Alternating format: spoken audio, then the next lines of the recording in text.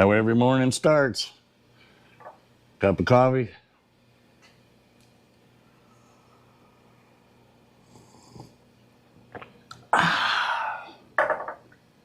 And away we go. Hope you enjoy the video. So one thing you're going to learn real fast when you're doing wiring is never ever be in the middle of other stuff and then say, oh, I'm going to do some wiring and go with that. The reason I say that is because you absolutely have to devote all of your attention to the wiring. And a perfect example of that is just the silliness of this. This is the tach lead, goes to ignition. This is a battery lead, goes direct to battery voltage so that the clock stays working. Well, I got a phone call from somebody in Alabama trying to sell me property. Took that call, boop, put the wrong connector on the wire. So the good news is I got enough, I can cut it. I'll go ahead and use this little piece somewhere, probably, or it's just another connector I throw away. But just remember, be focused, because one little screw up can cause your car to catch on fire, or it's just a hell of a time trying to diagnose what you did wrong. Just another quick one too. Go buy yourself one of these. They're like 25 bucks and you get 2 of them in a box on Amazon. And they work great. I have a good old soldering iron. I don't want to wait for that thing to heat up that metal before I can melt that solder. This thing, literally in seconds.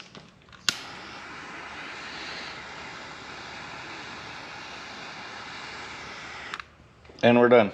Just like that. Yeah, we'll put a little more on. A little more heat. Done. If I wait for that soldering iron to get that metal hot, it takes 3 times longer. So we got 2 of these. This is the one my wife uses in the kitchen. She doesn't mind if I use it out here as long as I don't get it filthy. And the other one we gave to our daughter.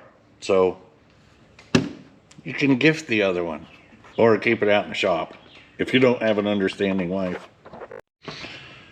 So I almost made a rookie mistake. Not that I don't make rookie mistakes all the time, but I did. Now look, when you're doing electrical, you never want to be able to plug in a ground to a hot wire, right? Keeping in mind that this is the ground, which will come off the back of these gauges, ground. If I put, as I did on these, a male spade on the end, that means that's dead. That means it's got no power. So all of these wires that I have already soldered, the hot lead goes onto the switch. The dead lead is here so that the hot lead coming to it plugs onto a female spade or onto a male spade. So hot coming in, female. Ground will be a female. The reason for that is, remember, it's hot coming out until it's hooked to a ground, because if all of this is energized with positive power, this is going to be a power source until it's grounded. If I put a male spade on here, then I could actually hook it right into a hot lead, and we don't want to do that. So I had to take off the male, and I'm going to put a female on it.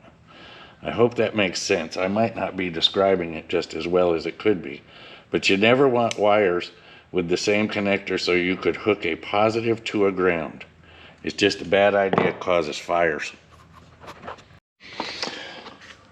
So if you want to do the right job, you have to have the right stuff. And one of the things that really helps a bunch is a few of these. I don't know if you can see them, but they actually allow you to hook another female spade onto a single male spade. So this will work perfect. Get you over here real quick just so you understand why I'm doing this.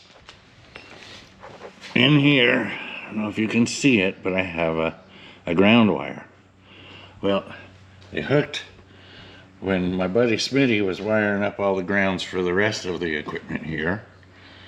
He put that on the ground. Well, I obviously need to connect the main ground wire to it. So this is the easy way to do that. We'll hook this into the harness, that will hook to that, and everything will be just peachy.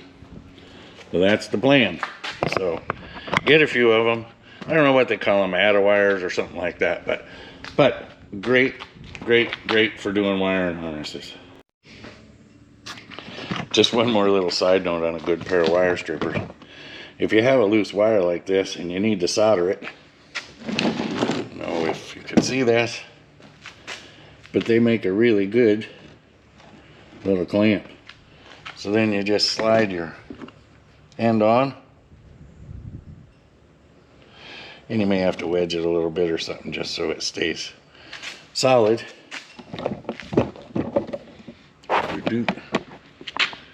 And there you have it, a stable base to wire or to solder. Just makes it easier.